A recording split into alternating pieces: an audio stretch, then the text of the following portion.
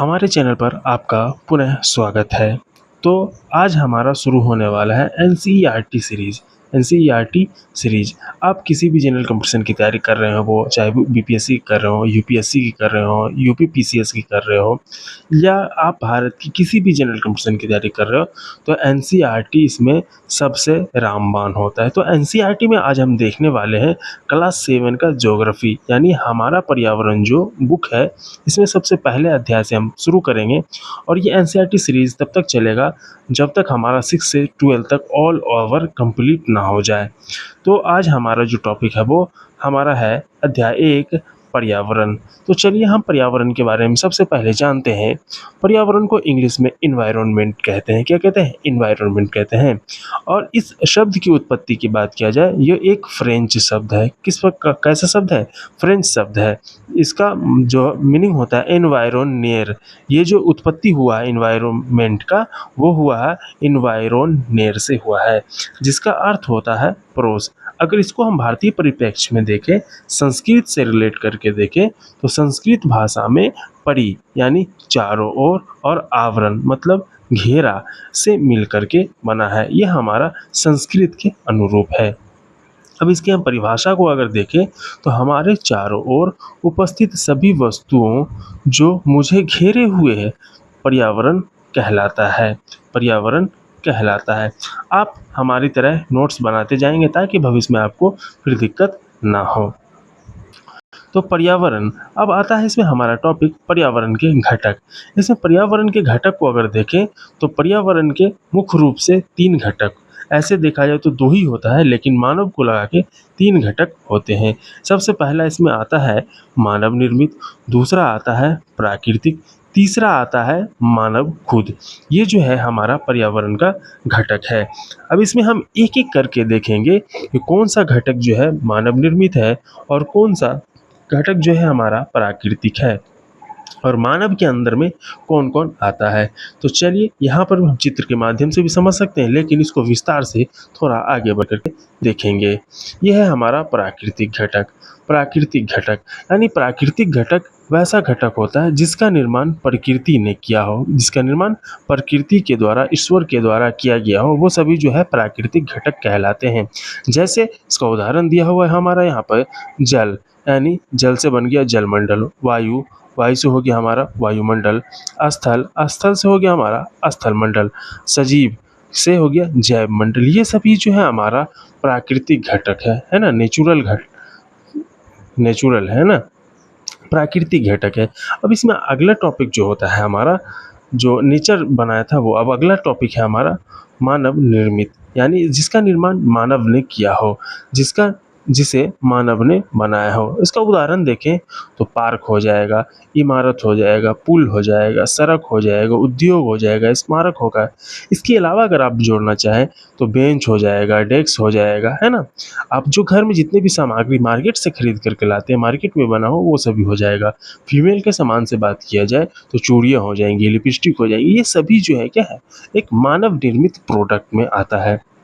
ये सभी मानव निर्मित है। अब आगे बढ़ते हैं हम, तो आगे अब मानव की बात आती है। किसकी बात आती है? मानव यानी ह्यूमन। इसकी बात जो आता है, तो मानव में देखा जाए तो मानव में हम अलग अलग कैटेगरी में इसको हम बांटते हैं। मानव में हम बात करेंगे एक व्यक्ति, मानव में क्या होगा? एक व्यक्ति होगा, प्रॉपर अकेला व्यक्ति। उसके बाद कई व्यक्ति को मिलकर के ये हमारा परिवार बनेगा, तो मानव में दूसरा क्या आ जाएगा? परिवार हो जाएगा। तो और कई परिवार को मिलकर के ये हमारा समुदाय बनेगा। क्या बनेगा? समुदाय बनेगा। अब समुदाय को मिलकर के एक धर्म बनेगा। क्या बनेगा? एक धर्म बनेगा। अब जब इतना हो जाएगा, तो अब उसको चाहिए शैक्षिक, यानी शिक्षित हो वो। उसके बाद आर्थिक गतिविधि, पैसा भी चाहिए। उसके बाद है राजनैतिक स्थिति भी होना चाहिए कि राजनीतिक स्थिति क्या है। तो ये हमारा मानव, यानी जो पर्यावरण के घटक थे, मानव निर्मित, प्राकृतिक और मानव खुद, तो इसमें इतने पॉइंट्स आते हैं। तो अब हम आगे बढ़ते हैं। अब आता है हमारा प्राकृतिक पर्यावरण की परिस्थितियाँ। प्राकृतिक पर्यावरण की क्या परिस्थितियाँ हैं, उसको हम देखेंगे और समझेंगे। तो इसमें आता है 2 परिस्थिति, इसमें 2 होता है। एक होता है जीवीय, दूसरा होता है हमारा अजीवीय। तो जीवीय मतलब होता है, जीवीय से समझ में ही आ रहा होगा कि सजीव प्राणियों का संसार, यानी जो जीवित है वो सभी जो जीवित हैं वो जीवीय हैं। जैसे पादप हो गया, जंतु हो गया, ये सभी क्या हो गया, जीवीय हो गया। अजीवीय मतलब निर्जीव पदार्थों का संसार, निर्जीव पदार्थों का संसार यानी जिसमें जान नहीं है। जितना भी बेजान चीज़ देख रहे हैं, चाहे बोतल हो, बेंच हो, कलम हो, है ना, ये सभी जो है अजीवीय है ना। अब आगे बढ़ते हैं, प्राकृतिक पर्यावरण को हम विस्तार से थोड़ा सा समझते हैं।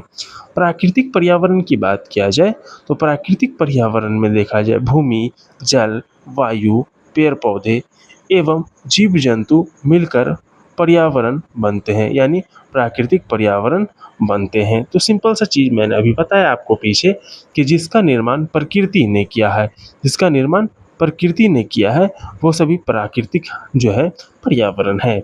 अब इसमें जो आता है हमारा सबसे पहला पॉइंट, स्थल मंडल। स्थल मंडल पृथ्वी की ठोस प्रॉपर्टी या कठोर ऊपरी परत को स्थल मंडल कहते हैं। ये हमारा पृथ्वी है, जो ये ऊपरी भाग है यही हमारा क्या कहलाता है, प्रॉपर्टी कहलाता है। जल मंडल, जल क्षेत्र को जल मंडल कहते हैं, जल क्षेत्र को जल मंडल कहते हैं। इसमें अगर देखा जाए ये हमारा पृथ्वी है, ये हमारा पृथ्वी, ये हमारा स्थल है और बाकी का जो क्षेत्र है ये सभी हमारा जल है। तो इसी को हम क्या बोलते हैं, जल मंडल कहते हैं। अब है वायुमंडल। अब क्या है हमारा वायुमंडल, पृथ्वी के चारों ओर फैली वायु की पतली परत को वायुमंडल हम कहते हैं। क्या कहते हैं, वायुमंडल कहते हैं। यानी ये जो हमारा पृथ्वी है इसके चारों ओर जो वायु का लेयर फैला हुआ है यही हमारा वायुमंडल कहलाता है। अब है जैव मंडल। हमारा क्या है, जैव मंडल। जैव मंडल की बात किया जाए तो पादप एवं जीव जंतु मिलकर जैव मंडल या सजीव संसार का निर्माण करते हैं। यानी पादप एवं जीव जंतु मिलकर के जैव मंडल या सजीव संसार का निर्माण करते हैं। आइए हम इसको चित्र के माध्यम से देखते हैं। देखिए ये हमारा तीनों मंडल है और इसको मिलने के बाद जो जैव मंडल का निर्माण होता है वो देखते हैं। ये हमारा वायुमंडल है, ये हमारा वायुमंडल है, ये हमारा जलमंडल है क्योंकि ये जल वाला क्षेत्र है, और ये हमारा स्थल है तो ये स्थल मंडल है। ये हमारा क्या हो गया, स्थल है तो ये स्थल मंडल है हमारा। अब इन तीनों के कॉम्बिनेशन से जो क्षेत्र बनता है वो हमारा जैव मंडल बनता है, वो हमारा जैव मंडल बनता है। ये जो तीनों का मिश्रण है, यानी जल का भी मिश्रण है, स्थल का भी मिश्रण है और वायु का भी मिश्रण है, इससे जो बना है वो हमारा जैव मंडल बना है। इसको थोड़ा सा इधर से देख लिए, इस तरह से समझिए, ये एक हमारा वायुमंडल है और ये हमारा स्थल मंडल है और ये हमारा जलमंडल है। और इन तीनों के मिश्रण से, इन तीनों के मिश्रण से जो ये हमारा बीच का क्षेत्र बन गया, ये बीच का जो क्षेत्र बन गया हमारा, वो क्या कहलाएगा, वो हमारा जैव मंडल कहलाएगा। चलिए अब आगे बढ़ते हैं हम इसमें। अब आता है हमारा पारितंत्र। पारितंत्र, पारितंत्र की बात की जाए तो वह तंत्र, यहाँ पे बोला गया वह तंत्र जिसमें समस्त जीवधारी आपस में एक दूसरे के साथ तथा पर्यावरण के उन भौतिक एवं रासायनिक कारकों के साथ परस्पर क्रिया करते हैं जिसमें वे निवास करते हैं। ये सब ऊर्जा और पदार्थ के स्थानांतरण द्वारा संबद्ध होता है। यानी पारितंत्र वह तंत्र हो गया जिसमें समस्त जीवधारी आपस में एक दूसरे के साथ तथा पर्यावरण के उन भौतिक एवं रासायनिक कारकों के साथ परस्पर क्रिया करते हैं जिसमें वे निवास करते हैं। जैसे ये क्षेत्र है हमारा और इस क्षेत्र में रह रहे हैं, निवास कर रहे हैं, इसी में हमारा फिजिकल और केमिकल कारक जो है परस्पर क्रिया कर रहे हैं, तो ये हमारा पारितंत्र हो गया। अब आता है हमारा मानवीय पर्यावरण। मानवीय पर्यावरण, तो मानवीय पर्यावरण को देखें, मानव अपने पर्यावरण के साथ पारस्परिक क्रिया करता है और उसमें अपनी आवश्यकता अनुसार परिवर्तन करता है। क्या है, बोला कि मानव अपने पर्यावरण के साथ पारस्परिक क्रिया करता है और उसमें अपनी आवश्यकता अनुसार परिवर्तन करता है। अब क्या परिवर्तन करता है उसको समझेंगे। देखिए यहाँ दिया हुआ है, प्रारंभ में प्राकृतिक अनुरूप, यानी स्टार्टिंग में जो है प्रकृति के अनुरूप, पहले जो है पर्यावरण जो है प्रकृति ने जैसा बनाया वो वैसा का वैसा है। अब इसमें हम परिवर्तन किए, इसमें हम क्या किए, परिवर्तन किए। परिवर्तन करके क्या किए, तो इसमें हम फसल उगाना शुरू किए। क्या किए, फसल उगाना। जैसे अगर ये हमारा खेत है, इस लैंड यानी भूमि के रूप में हमको प्रकृति ने दे दिया ये पर्यावरण। अब उसमें हम परिवर्तन किए, इसमें हम परिवर्तन करके क्या किए कि यहाँ पे हम ले आए और इसमें हम फसल उगाना शुरू कर दिए। इसमें क्या किए, फसल उगाना शुरू कर दिए। ये तो परिवर्तन हो गया, यहाँ से हम चेंज कर रहे हैं इसमें।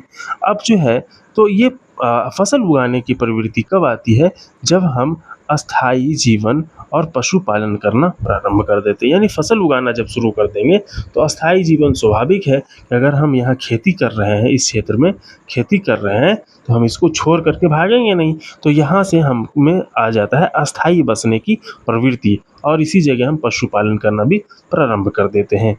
अब अगला टॉपिक होता है अगला परिवर्तन होता है हमारा वस्तु विनिमय पद्धति। स्वाभाविक है कि हम यहाँ जो खेती किए हैं, इसमें जो हमारा प्रोडक्शन हुआ है, अब हम उसको क्या करेंगे, अब हमको बदलना है, किसी एक सामान से दूसरे सामान को लेना है। ये भी तो प्रकृति में परिवर्तन है। इसी को हम कहते हैं वस्तु विनिमय पद्धति। यानी देखिए इसका उदाहरण यहाँ पे है, गेहूं दे करके चावल लेना या फिर चावल दे करके गेहूं लेना, गेहूं दे करके चांदी लेना, ये सभी तो वस्तु विनिमय है।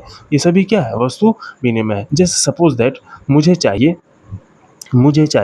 अभी अभी ज़रूरत है, हम मुझे मान लिया जाए 10 केले चाहिए। क्या चाहिए, 10 केले चाहिए, लेकिन मेरे पास जो है मात्र चावल है। तो अब हम क्या करेंगे, तो केले वाले को हम चावल देंगे और केला लेंगे। यही हमारा वस्तु विनिमय पद्धति कहलाता है।